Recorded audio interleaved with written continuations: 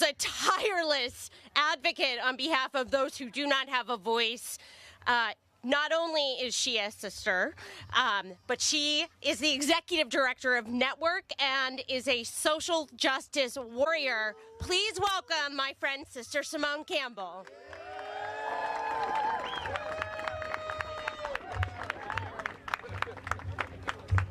What an honor to be here on a day that I wished was a happier day, a day of joy, a day of feeling like we're contributing to the common good as we pay our taxes. But I have to say, as I paid mine, I looked at it and said, what happened to the common good?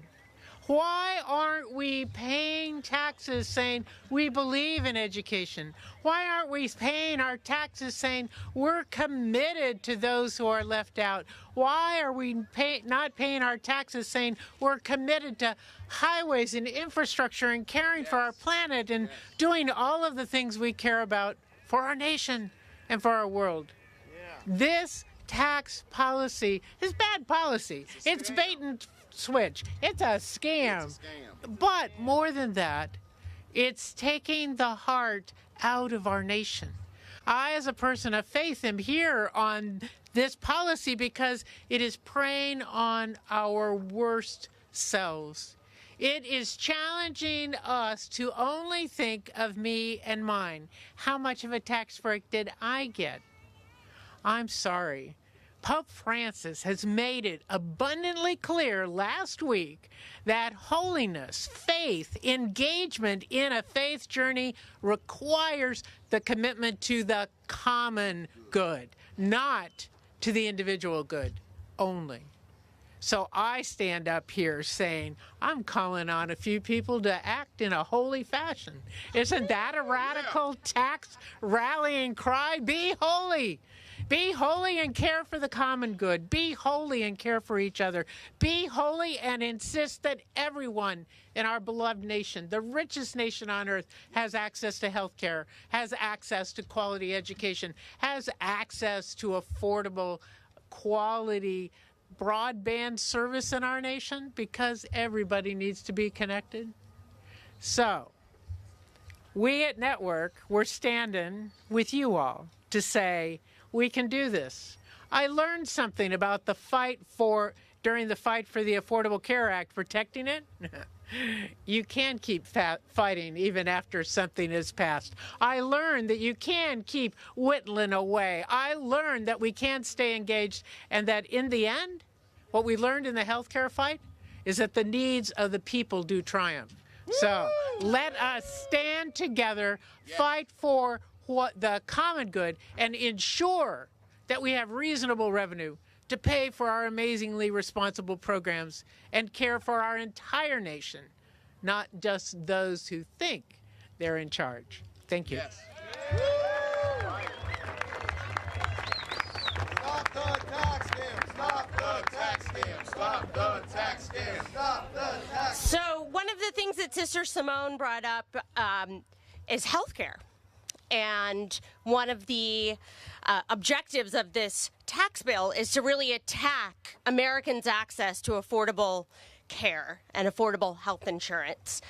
And so it gives me so much honor to bring our next speaker to the stage.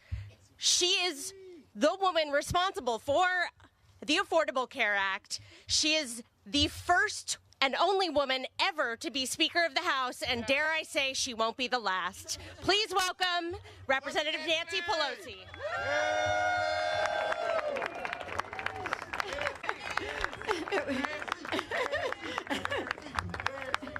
Good afternoon, everyone, and it is now afternoon.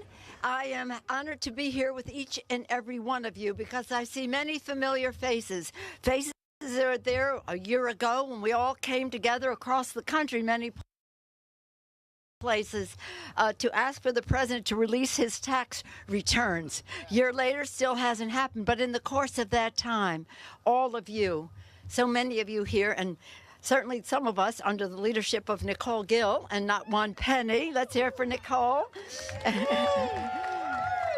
have been having events across the country So many of us came together to protect the Affordable Care Act, and then when it got to be winter and we had to fight their tax scam, they won the vote, but they did not win the hearts and minds of the American people. And why? Because of all of you, whether it was the little lobbyists, whether it was our friends in the labor movement, whether it was advocates for health care across our country, Nicole Gill and her tribe of people across the country. Right now, yesterday, they said it's a political loser. The public does not believe that it is in their interest, and that is because of all of you. It's a scam. And why is it a scam? Look at this. They put forth a tax bill that gives 83% of the benefits to the top 1%. They try to call it a middle-class tax cut, and yet 86 million middle-class families in the life of this bill will be paying more taxes. They caused giving corporate America $1.5 trillion dollar tax break, tax cut, and plus interest, taking us over $2 trillion further into debt, mortgaging our children's future, placing a dark cloud over. We need a new Congress. Putting a dark cloud over a dark cloud over this Capitol, over our budget. So then they say, well, we have to make cuts because we've increased the debt.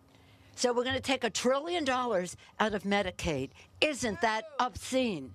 $500 billion, $500 billion out of Medicare. And Heather Booth knows this. Where's Heather? There she is. I just saw her. Heather knows this when her tax cuts for the rich and corporations, while they take $500 billion out of Medicare. Now, this is consistent with them because they have said Medicare should wither on the vine. They have had in their budget that Medicare should eliminate the guarantee and instead be a voucher. That's what they are. And in that budget, $1 trillion Medicaid cut, $500 billion for Medicare. Then they go on to take $200 billion from food stamps, $100 billion from education, hurting our children and their future. Now, Sister Simone talked about Pope Francis. Beautiful Pope Francis. I'll talk about Pope Benedict. In Pope Benedict's first encyclical called God is Love, he quotes his favorite saint, St. Augustine. And in God is Love, the encyclical, he quotes Augustine as saying, 17 centuries ago, 1,700 years ago, St. Augustine said, any government that does not exist to promote justice is just a bunch of thieves. That's right. 17 centuries ago. Benedict goes on to say sometimes it's a challenge to define justice, but in doing so we must beware of the dazzling blindness of special interest money and power. Amen. Is that today? Is that today? We need a 50-state strategy. So what we need is the American people to know. Yes. And that is what you are doing, a drumbeat across America to say, this is not about our values. A budget is supposed to be a statement of our national values. What is important to us as a nation should be how we invest in our children's future, in the retirement of our seniors, in the air that our kids breathe, in the opportunities in the economy and the rest. Be fair. Fairness. That's not what this budget is about. It's a shame. It's wrong. It's wrong. And we cannot let it stand. We won't let it stand. We won't let it stand. We won't let it stand. We won't let it stand. So thank you all very much for what you are doing to make sure it doesn't stand. Not only that tax cut doesn't stand, but also the budget that they have proposed that is so lacking in values. So thank you all again to the little lobbyists, to our friends in labor, to all of the supporters here, to Nicole Gill and not one penny. Thank you all very much.